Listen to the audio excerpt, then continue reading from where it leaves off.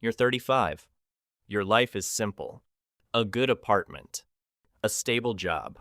The same quiet mornings. The same lonely nights. Then one day, you meet Emma. She smiles like she already knows you. She laughs at your worst jokes. She remembers the smallest things. The way you take your coffee. The song you always skip. The scar on your hand. It feels impossible. Like she was written for you. 6 months later, you marry her. The wedding is small. Warm lights. Soft music. Friends smiling. For the first time in years, you feel like life is finally starting. The first few months are perfect.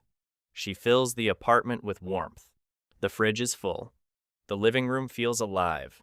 The silence disappears. But slowly, little things stop making sense. Every Thursday evening, she disappears for 2 hours. She says it's errands. Sometimes she comes home with red eyes. Sometimes she's smiling, like something beautiful happened. You ask. She says, just old stuff. Then one night, you wake up at 2 a.m. She's sitting on the kitchen floor, holding a tiny pink backpack, crying. You've never seen it before. You ask whose it is. She freezes. For a long moment, she says nothing. Then she finally whispers, my daughter's. Your whole body goes cold. Daughter? She tells you everything. Before she met you, she had a little girl.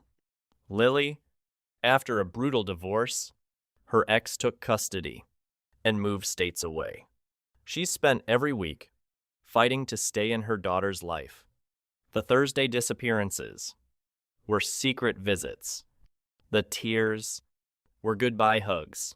The smiles were the only moments she got to be a mother. She says she didn't tell you because she was afraid. Afraid you'd leave. Afraid it was too much. Afraid love would disappear the moment truth arrived. But instead of anger, you feel heartbreak, not betrayal, pain, for everything she carried alone. So you help her fight.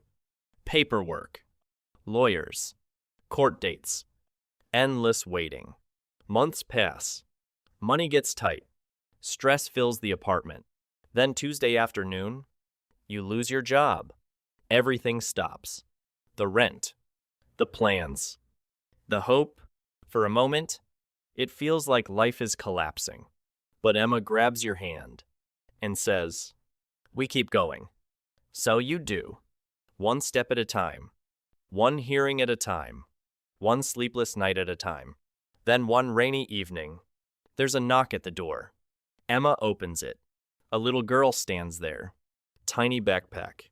Pink shoes. Big nervous eyes. She looks up at Emma and whispers, Mom? Emma breaks down. So do you? Because suddenly, all the chaos, all the loss, all the waiting, finally means something. Lily walks inside, drops her backpack, looks around the apartment, then smiles. And for the first time, your house doesn't feel like a house. It feels like a family. Not perfect, not easy, but real, and somehow that makes it beautiful.